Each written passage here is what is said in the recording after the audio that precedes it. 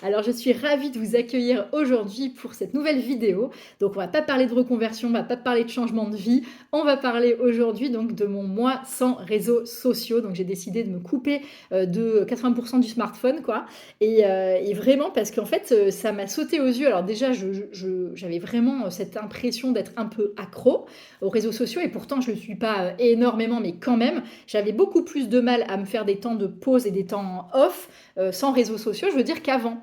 Moi, il y a quelques années, je pouvais vraiment passer largement 3 jours sans téléphone, hein, carrément. J'ai coupé mon téléphone et il n'y avait pas de souci. Et puis plus récemment, je passais une journée off par semaine, donc une journée complètement off dans la semaine où j'éteignais mon téléphone. Et il se trouve que dans la méthode Rêver, oser foncer, que j'ai créée il y a 13 ans pour accompagner les gens dans leur changement de vie, il y a cet exercice-là. Je demande à tout le monde de couper son téléphone pendant une journée. Et il s'est avéré hein, au fil des années que là où il y a 13 ans, tout le monde réussissait à couper pendant une journée, eh bien aujourd'hui de moins en moins et voire plus du tout. Donc je me retrouvais à dire à mes coachés, non mais c'est pas grave, si vous réussissez à l'éteindre pendant au moins une demi-journée ou alors au pire une heure, peut-être qu'une heure, peut-être que vous êtes tellement accro qu'il faut déjà l'arrêter une heure. Et en fait je me suis interrogée moi-même, c'est-à-dire qu'il y a encore quelques années, pas si lointaines, peut-être 2-3 ans, même ouais, 2 ans, une fois par semaine je me faisais mon jour off et puis une fois par mois je faisais carrément 3 jours off. Aujourd'hui, impossible. Enfin, moi, j'ai pas fait un jour off de mon téléphone depuis, je vais vous avouer, ça doit faire au moins 1 an et demi, quelque chose comme ça. Et donc là, je vais réitérer, bien évidemment. Et en fait, quand j'ai pris conscience de tout ça, il y a aussi un de mes coachés qui m'a dit qu'il avait touché son téléphone 583 fois. Apparemment, sur les iPhones, vous pouvez avoir cet accès-là, c'est-à-dire combien de fois par jour vous prenez en main votre téléphone. Et il a fait ça 583 fois. Et je me suis dit, c'est pas possible. Et je lui jette pas la pierre parce que je pense que peut-être que j'étais à ce même niveau, ou en tout cas, voilà, on est nombreux, ou vous êtes nombreux, enfin voilà, à utiliser le téléphone de cette même manière. Et là, je me suis dit, c'était fin avril, c'est pas possible, il faut que, enfin, même un peu avant, ça me trottait dans la tête d'arrêter complètement les réseaux sociaux et puis de me remettre à faire des moments off, sans téléphone et tout ça. Bon. Premier cas de figure, la première chose que j'ai mis en place, ça a été tout d'abord d'acheter un réveil matin, pour mettre un réveil matin dans ma chambre et ne pas attendre que finalement mon réveil sonne depuis mon téléphone. Parce que finalement, si mon réveil sonne, ça veut dire que j'ai mon téléphone à côté. Si j'ai mon téléphone à côté, je me connais, j'allais scroller avant de dormir. Le truc à pas faire, mais voilà, j'allais quand même le faire. Donc j'avais acheté un réveil matin. Et l'autre chose que j'avais mis en place, c'était de mettre un temps d'écran. Vous pouvez mettre ça dans les paramètres de votre téléphone et dire, ben voilà, je vais sur Instagram que 20 minutes, je vais sur TikTok 5 minutes, YouTube, allez, 25 minutes. Et à partir du moment où le temps est dépassé, ça se grise et après ça s'éteint complètement. Bon, ça c'est dans les faits, hein, dans les vœux pieux. Donc bien évidemment, j'ai fait ça. Bien évidemment, au début, ça a marché, c'est-à-dire que dès que je grisais, enfin dès que l'application se grisait, je me disais ah ça y est, j'ai fini mon temps d'écran et basta. Sauf que dans les faits, pour peu que vous étiez en train de regarder une vidéo sympa ou alors que vous étiez complètement en mode obnubilé par votre scroll du moment, qu'est-ce que je faisais quand je voyais que le téléphone se grisait? Je finissais par aller dans les paramètres et augmenter le temps. Donc déjà, là, je me suis dit, il y a vraiment un sujet, quoi. C'est-à-dire que pourtant, moi, je fais de la méditation depuis que j'ai l'âge de 17 ans, je suis à fond dans le développement personnel, je marche tous les jours dans la nature, enfin voilà, je suis connectée à mon intuition et tout ça. Mais quand même, j'avais ce côté addict à ces scrolls, à ce téléphone et aux notifications. Pourtant, les notifications, j'avais arrêté, mais quand même, quoi. Il y a quand même ce côté, tiens, je vais voir, sous prétexte de je vais regarder qui a commenté une publication ou autre. Et puis après, vous passez des larges minutes à scroller comme ça pour rien. Bon. Donc j'en avais un peu ras-le-bol de ça. Et puis j'ai voulu faire cette expérience de me dire pendant tout le mois de mai, je me mets 0 réseaux sociaux, c'est-à-dire qu'il n'y a pas de réseaux sociaux. Et j'ai fait ça parce que je voulais récupérer du temps, parce que je me suis aperçue quand vous regardez à la fin de la journée le temps que vous avez passé sur votre téléphone, c'est hallucinant. Enfin moi je me suis dit c'était pas possible que je passe autant de temps là-dessus. Enfin ça m'a sauté aux yeux, c'était terrible. Il y avait aussi le de quoi je me nourris, c'est-à-dire que se nourrir, c'est pas que avaler des aliments et puis boire. On se nourrit d'énergie, on se nourrit aussi des amis qu'on côtoie. Enfin voilà, qu'est-ce que je fais rentrer dans mon univers? On va se nourrir de paroles, on va se nourrir effectivement ça peut être des films, ça peut être des documentaires, mais de quoi je me nourris? Et quand on est sur les réseaux sociaux, c'est l'algorithme souvent qui va décider pour nous, hein, en fonction de ce qu'on a regardé. On a passé le plus de temps à regarder telle ou telle vidéo, et donc il va nous balancer à chaque fois d'autres vidéos, histoire de booster notre dopamine, et surtout qu'on reste sur ce réseau social, quoi. Et donc, je me disais, c'est pas possible, je peux pas passer de longues minutes comme ça à me nourrir de vidéos qui, franchement, c'est pas ça qui va transformer ma vie, quoi. Donc, c'était pas possible. Et l'autre chose que j'avais remarqué, et encore plus que certains coachés, en fait, je voyais vraiment ce que ça faisait sur certains coachés, c'était le niveau d'anxiété et de comparaison. C'est-à-dire que l'anxiété augmentait énormément à force d'être sur les réseaux sociaux, et il y avait ce côté comparaison. Moi, j'en parle tout le temps à mes coachés, c'est-à-dire que quand on est petit, jusqu'à nos 8 ou 9 ans, on est dans l'imaginaire. On fait comme si. Vous imaginez que vous êtes un Indien, l'autre qu'il est invisible, et dans la tête d'un petit garçon, il est vraiment invisible, l'autre c'est vraiment un Indien, il n'y a pas de sujet. Et quand on arrive dans l'adolescence et encore plus dans l'âge adulte, on rentre dans la comparaison. On arrête de faire comme si, on arrête d'être dans l'imaginaire et on se compare de plus en plus. Et les réseaux sociaux, il n'y a rien de pire que ça. D'ailleurs, pour les adolescents d'aujourd'hui, c'est terrible. Déjà, à mon époque, c'était dur d'être adolescent et on se comparait et tout ça. Mais aujourd'hui, avec tous les réseaux sociaux qui sont du coup mondiaux, on va regarder des trends, des tendances à l'autre bout du monde. Et du coup, ça noie tous ces gamins, et puis même les adultes, hein, bien évidemment, dont je fais partie. Donc, ça va engendrer encore plus ce phénomène de comparaison qui est hyper préjudiciable, ça lisse la pensée et surtout ça engendre beaucoup plus d'anxiété. Bref, donc qu'est-ce que j'ai fait? J'ai arrêté mes réseaux sociaux, je me suis acheté ce magnifique Walkman, donc je sais pas si vraiment il y a des gens de ma génération, mais énorme. Donc voilà, j'ai retrouvé mes cassettes et tout, donc vraiment gros kiff. J'ai carrément poussé le truc, je me suis aussi racheté ça, donc ça c'était les radios, cassettes, CD. Et pourquoi j'ai fait ça? Parce que j'ai énormément, là, je regarde ça, mais j'ai énormément de cassettes et de... Bah tiens, je vais vous montrer un petit peu. Hop, j'ai plein de... Hop, mais des vieilles cassettes de l'époque et tout. Et du coup, je me suis remise avec ça, à écouter ça, pour éviter aussi d'être non-stop sur les Spotify et compagnie, parce que sinon c'est téléphone et tout. Donc le truc le plus simple, c'est que j'ai carrément supprimé de mon téléphone Instagram, TikTok, YouTube aussi. Je les ai supprimés parce que sinon, autant vous dire que j'allais forcément y passer un moment. Donc je me suis dit, si c'est plus sur mon téléphone, si c'est carrément supprimé. D'ailleurs, j'ai galéré pour retrouver les mots de passe par la suite. Mais bon, voilà, quand je m'y suis remise un mois plus tard. Mais donc j'ai tout arrêté. Et première chose que j'ai faite d'ailleurs, c'est de prendre ce Walkman. J'ai pioché une cassette au hasard. Je me suis retrouvée sur mon canapé et j'ai écouté pendant 45 minutes cette cassette-là.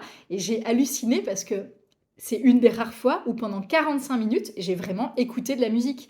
Alors que quand je suis sur mon téléphone, je ne sais pas vous, mais si j'écoute par exemple Spotify ou autre, ou que j'écoute de la musique, déjà, la musique me plaît pas, je change, on passe rapidement, on peut changer de playlist, on peut être en train de scroller pendant qu'on écoute de la musique, et on n'est pas à 100% dans l'écoute d'un album.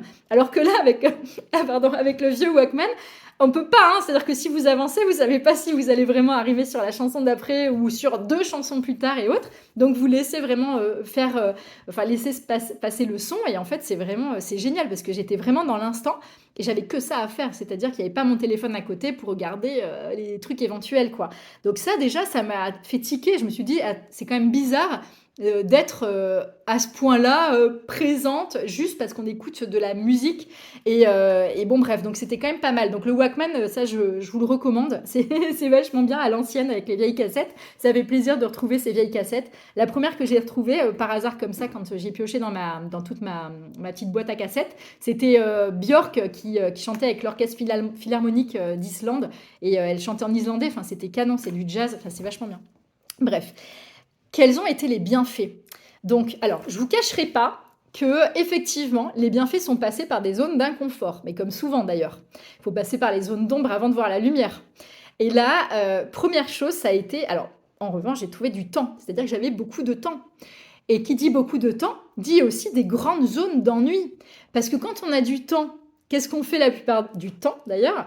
Eh ben, on va regarder son téléphone. Moi, quand je vais, je sais pas, chez le médecin ou quand je suis dans une salle d'attente, ou même dans le métro, j'hallucine, tout le monde est sur son téléphone. Moi, j'ai toujours un carnet, alors c'est pas pour, dire: «Je suis mieux», ça n'a rien à voir, mais j'ai toujours un carnet parce que j'ai toujours écrit, j'ai toujours adoré écrire. Donc quand je suis dans une salle d'attente, j'écris en général. Mais quand je regarde autour de moi, tout le monde est avec son téléphone. C'est-à-dire que la moindre zone d'ennui n'existe plus. L'ennui, c'est de suite le téléphone, le smartphone, on scrolle ou on joue à des jeux, voilà, quels qu'ils soient. Et ça, c'est terrible parce que l'ennui est hyper important. Moi, j'ai eu la chance, du coup, de naître en 79, hein, donc c'était encore, voilà, une autre génération. Et on avait des grandes plages d'ennui. On se faisait souvent vraiment chier. Mais grâce à ça, c'est l'ennui qui est le précurseur de la créativité et qui est le précurseur aussi de la productivité. Parce que du coup, quand on s'ennuie, on n'a rien à faire à la base et du coup, on va commencer à se dire: «Ah tiens, qu'est-ce que je pourrais faire pour arrêter de m'ennuyer?»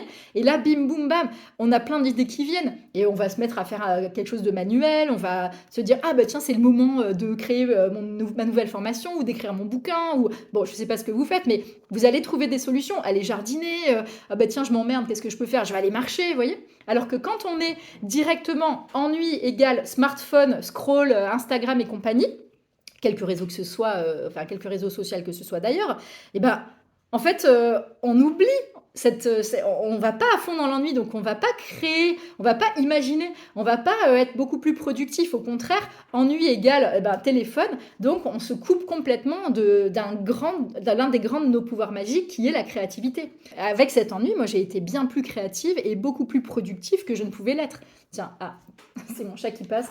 Le pauvre, non, il a eu plein de soucis de santé, mais là ça va mieux. Donc il a un gros pansement, mais ça se libère. Tiens, viens.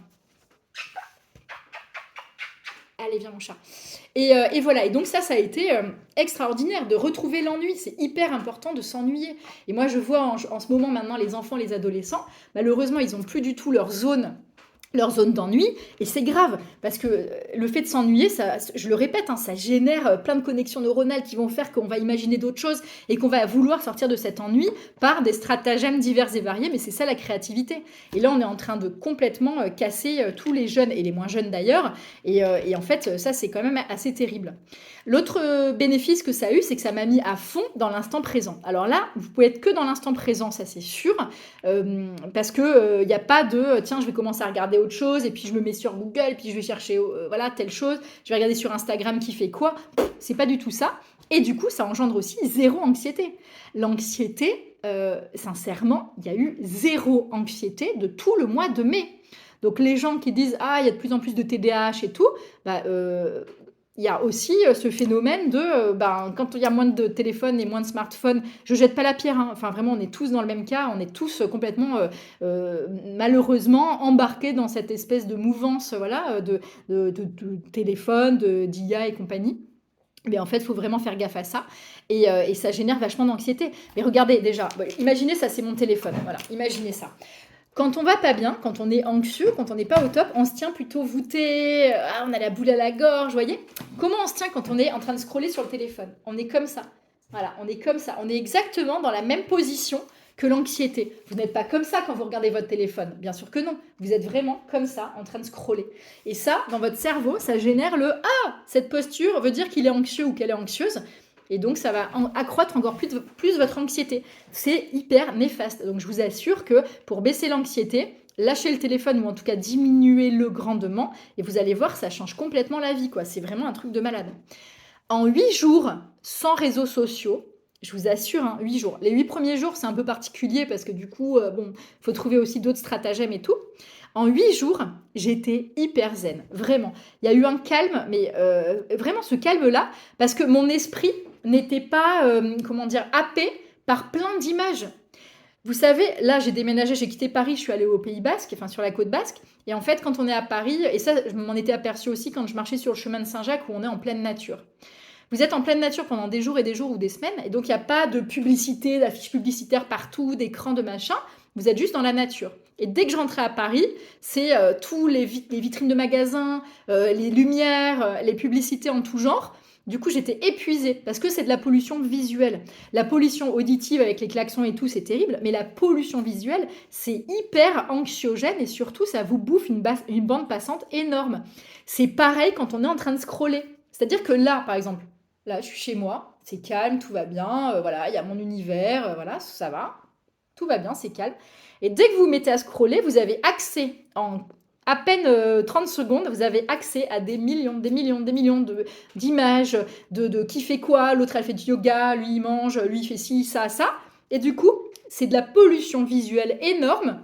Surtout que, excusez-moi, hein, mais on va dire qu'il y a quoi? Il y a une ou deux vidéos qui sont vraiment intéressantes sur 50 hein, dans le fond. Mais on va se faire happer. Moi, je suis pareil que vous, hein, je vais me faire happer à des moments, alors qu'en fait, oui, bon, est-ce que vraiment ça va changer la face du monde ou de mon monde? Pas vraiment, tu vois. Mais on va quand même le faire. Donc moi, ce qui m'a marqué, c'est ce calme-là, parce qu'il y avait moins de sollicitations extérieures. Il n'y avait pas, tiens, tout d'un coup, à l'autre, je sais pas, elle a fait ça, attends, du coup, ah oui, le yoga, c'est vrai qu'il faut que je me remette au yoga, ah ben ça, ah oui, il y a ça, et puis ci, et puis ça. Puis finalement, vous regardez sans rien faire, hein. Parce que moi, je me souviens le nombre de vidéos que je matais sur des trucs de gym ou des choses comme ça. Mais est-ce que moi, j'en faisais de la gym? Que dalle. Alors que maintenant, je regarde plus les vidéos de gym, mais par contre, je me suis mise avec un coach sportif et je fais du sport, quoi. Donc parfois, on va se mettre à regarder des trucs qu'on fait même pas, tu vois, et là, c'est grave. C'est-à-dire que c'est un peu comme les sportifs voilà, du dimanche qui regardent le foot sans jouer eux-mêmes, quoi. Donc ça, c'est vraiment, vous allez voir que ça crée un calme de dingue. Donc moi, perso, ça m'a vachement aidé de faire ce break-là. J'ai pas vraiment eu envie d'y retourner, donc là, je me remets petit à petit sur Instagram. Je vais faire un live la semaine prochaine, mais je fais quand même gaffe à ça. Et en revanche, c'est vrai que le bénéfice, c'est que j'ai passé un mois sans réseaux sociaux du tout. Et là, je m'y suis remise du coup depuis allez, 3-4 jours. Mais j'y vais pas vraiment en fait, parce qu'il n'y a pas d'intérêt. Je me suis reconnectée à moi pendant tout ce mois-là, donc il n'y a pas vraiment d'intérêt. Donc j'irai bien sûr pour publier une fois de temps en temps ou autre. Ça m'a questionné aussi sur le fait que, ok, moi je vais publier du contenu parce que c'est mon boulot aussi, comme j'accompagne les gens dans leur reconversion, bien sûr qu'il faut que je sois visible à des moments aussi sur les réseaux. Mais ce qui m'a gênée et ce qui commence à me gêner, c'est que si moi je publie du contenu, bah, ça veut dire que d'autres personnes vont happer, enfin vont prendre le contenu aussi et puis vont scroller à nouveau. Donc c'est un peu, voilà, moi je publie mais je me barre, mais vous regardez. Donc je trouve ça un peu faux cul. Donc vraiment là je suis en plein questionnement. Je sais pas encore où tout ça va me mener. J'avoue, hein, je me questionne grandement. Je me suis remise davantage sur LinkedIn alors que j'y étais pas du tout. Mais LinkedIn, c'est sur l'ordinateur qu'on peut y avoir accès. Je vais pas sur l'appli. Donc je me dis, bon, une fois de temps en temps, et puis ça, voilà, pourquoi pas. Mais je me questionne beaucoup sur les Insta, les TikTok et compagnie. Est-ce que je vais continuer ou pas? J'en sais rien. Sincèrement, je sais pas du tout. Je sais pas, on verra. Donc pour le moment, voilà, j'y vais, j'y suis un peu et on va voir ça. Mais c'est vrai que si on regarde de manière beaucoup plus sociétale, cette histoire de téléphone et de smartphone, c'est quand même assez terrible. Quand vous voyez que tous les boss de la Silicon Valley, voilà, tous ceux qui sont sur vraiment la tech et toutes les applis et autres, dès qu'ils ont des enfants, ils collent leurs enfants l'été dans des summer camps où il y a zéro écran, zéro téléphone. Eux-mêmes, ils ne sont pas du tout addicts à toutes ces applis-là et à tout ce scroll-là. Donc en fait, ils savent très bien ce qu'ils font aussi. Et moi, je me rappelle, c'était, je dirais, dans les années 2000. Dans les années 2000, il y avait Étienne Moujotte, qui était le patron de TF1, donc à l'époque, qui avait dit oui, de toute façon, nous, la chaîne TF1, donc une chaîne de télé en l'occurrence, la chaîne TF1, notre métier, c'est de vendre aux publicités du temps de cerveau disponible. En gros, voilà, nous, les annonceurs vont nous payer pour gaver les cerveaux de Pierre-Paul Jacques qui vont ensuite acheter du Coca-Cola, quoi. Ça avait fait un tollé, cette phrase, mais tout le monde, je ne sais pas si vous vous en souvenez, si vous êtes de la même génération que moi ou un peu avant, mais tout le monde était choqué qu'il puisse dire qu'il vend du temps de cerveau disponible, il nous prend pour quoi, pour qui, c'est terrible, c'est affreux et tout. Et mais aujourd'hui, c'est ce qui se passe avec les réseaux sociaux, c'est que ça. Et en plus, on y retourne, on en redemande, quoi. Et c'est que ça, c'est que du temps de cerveau disponible. Et ça, c'est assez grave. Ce qui est grave, c'est de voir qu'il y a 20 ans, tout le monde trouvait ça terrible et qu'aujourd'hui, on y va tous nous-mêmes, quoi. Donc c'est vrai qu'il y a eu un vrai basculement de société. Il y a aussi autre chose. Il y a quelque chose, on dit if you don't use it, you lose it. You lose it. Donc si vous ne vous servez pas de cette chose, en fait, ça meurt. Et ça, c'est dans le corps, hein, c'est des trucs scientifiques, c'est-à-dire que si on ne se sert pas, je sais pas, par exemple, d'un mouvement, voilà, si vous ne vous servez plus de ce mouvement-là, au bout d'un moment, vous ne pouvez même plus faire le mouvement. Et c'est pareil, c'est pour ça aussi d'ailleurs quand on dit « Ah, je suis beaucoup moins souple avec le temps », mais c'est juste parce qu'on a arrêté de faire des exercices d'assouplissement, tout simplement. Refaites des exercices d'assouplissement et hop, ça va revenir. Mais If you don't use it, si vous ne l'utilisez pas, you lose it, vous le perdez. Et en fait, le truc, c'est que les réseaux sociaux nous font perdre l'ennui et donc la créativité et donc l'intuition, parce que avoir une intuition, et moi je travaille beaucoup sur l'intuition, eh ben, la base, c'est de faire de l'espace vide dans son esprit pour tout d'un coup avoir les messages qui arrivent. Mais quand on est non-stop à scroller, l'intuition, elle n'arrive pas, hein. Il n'y a rien qui rentre. Donc on est connecté au téléphone et déconnecté de soi. Donc c'est important de se reconnecter à qui l'on est avant toute chose, ou à la source. Connectez-vous à là-haut, à l'univers, à Dieu, à la source, aux archanges, à qui vous voulez, et à vous, avant d'être connecté à l'extérieur, aux réseaux sociaux et compagnie. Donc vraiment, c'est ça c'est important. If you don't use it, you lose it. Et c'est aussi grave avec tout ce qui va se passer avec l'IA. Quand vous voyez aujourd'hui, maintenant, il y a plein... Moi, l'IA ne passera pas par moi. Enfin, vraiment, tant pis, je m'en fous. Je vais peut-être paraître has-been et tout. Mais je pense qu'à terme, il y aura 3 camps. Il y aura ceux qui sont vraiment les hyper cadors de l'IA, brillants sur l'IA et tout ça. Il y aura des gens comme moi qui sont complètement réfractaires et par contre moi j'irai à fond dans vraiment l'intuition et surtout à terme créer des endroits où il y aura vraiment de la reconnexion à soi et où finalement vous pourrez vous retrouver comme les summer camps voilà, aux États-Unis où il n'y a plus de réseau et tout ça.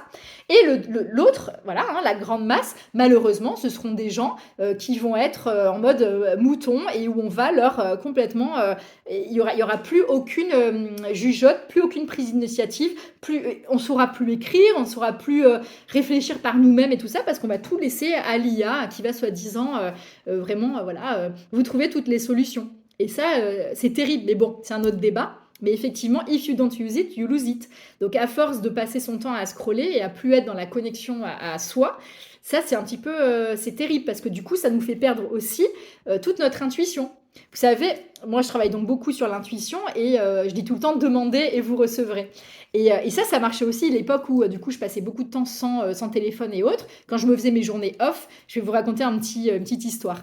Donc je me baladais à Paris, j'étais aux Tuileries et j'étais avec mon ex-mari et tout d'un coup je regarde et je vois le musée d'Orsay. Et sur le musée d'Orsay, il y a une grande horloge.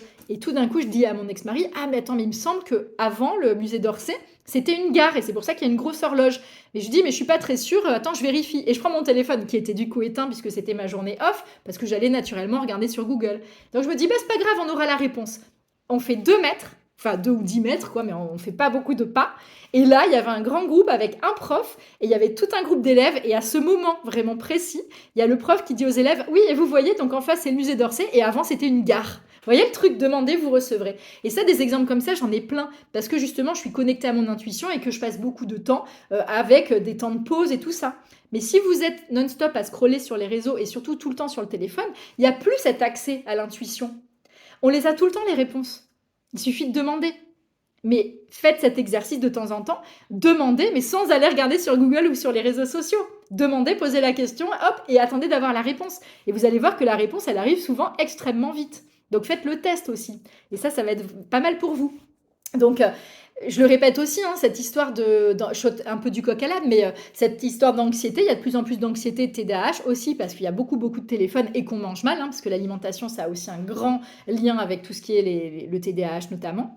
Et je m'étais noté aussi, oui, les travers aussi que ça peut avoir, c'est-à-dire qu'on est beaucoup plus sur le contenant que sur le contenu.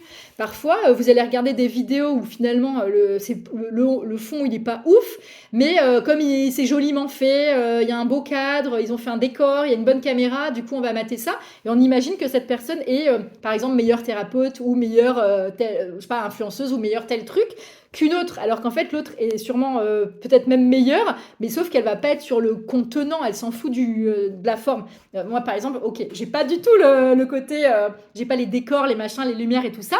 Oui, mais ça fait 13 ans que j'accompagne des gens dans leur changement de vie et que ça cartonne et que j'ai créé ma propre méthode et que j'ai accompagné des milliers de personnes, vous voyez. J'ai pas besoin d'avoir un décor avec des machins et tout. Alors oui, peut-être que ce serait plus sympa aussi pour vous. Peut-être qu'un jour je le ferai. Mais je veux dire qu'il faut faire attention à ça aussi, c'est que sur les réseaux sociaux, maintenant, on fait davantage attention au contenant qu'au contenu. hein. Et là, du coup, on peut se faire avoir par des gens voilà, qui sont très bons dans la forme, mais le fond, il n'y a pas grand-chose, quoi. Et je reviens encore sur les jeunes. Si vous avez des ados, je sais que c'est pas facile. Et si vous êtes d'ailleurs vous-même voilà, un jeune ado ou jeune adulte, je sais que c'est pas facile et je sais que ça fait chier quand les parents disent arrête d'être sur ton téléphone ou autre. Bon, déjà pourquoi? Parce que les parents sont eux-mêmes sur leur téléphone et donc c'est un petit peu faux cul de dire à son gamin arrête d'être sur le téléphone, t'es trop en train de scroller, alors que vous-même vous le faites aussi. Mais c'est important que les jeunes puissent aussi s'ennuyer, qu'ils aient des zones comme ça où ils vont pouvoir se remettre à créer, se remettre à imaginer, se remettre à avoir un univers qui leur est propre et pas un univers qui ressemble à toute la trend qui se passe dans le monde via les réseaux sociaux, quoi. Donc en tout cas, tout ça pour vous dire que moi j'ai vraiment kiffé cette expérience. Je suis vraiment contente. J'ai gardé mon Walkman, ça c'est clair, il est génial. Je l'écoute de temps en temps. Et effectivement, j'ai plus du tout le même accès aux réseaux sociaux. Je passe beaucoup moins de temps et j'ai récupéré moi du temps et surtout cette zénitude voilà, dingue. Donc, et surtout beaucoup plus de créativité, je le répète. Donc je vous engage, si vous pouvez, faites-le au moins une journée, une semaine, 10 jours, mais c'est génial. Donc vraiment, je vous envoie plein de bonnes ondes. Racontez-moi un petit peu comment vous êtes vous par rapport au téléphone. Et puis comme ça, voilà, n'hésitez pas à commenter, je pourrais rebondir aussi si jamais j'ai des clés aussi à vous fournir. Je vous embrasse très fort et n'oubliez pas, la bonne voie, c'est là où il y a de la joie.